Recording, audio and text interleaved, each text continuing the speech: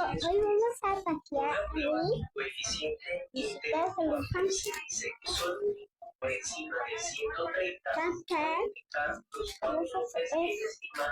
como su pañalera. Ya como le dicen en su país. Como le dicen en su país, pañalera.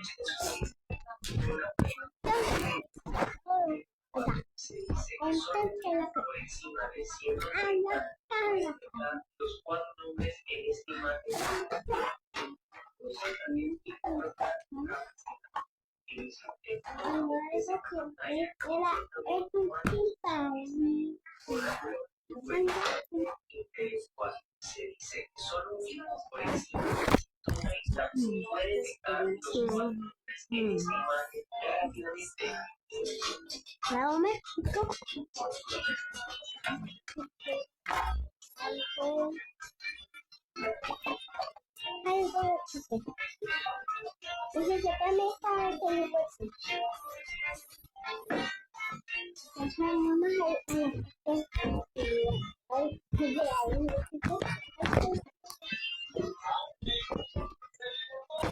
Ya vine a mi cuarto.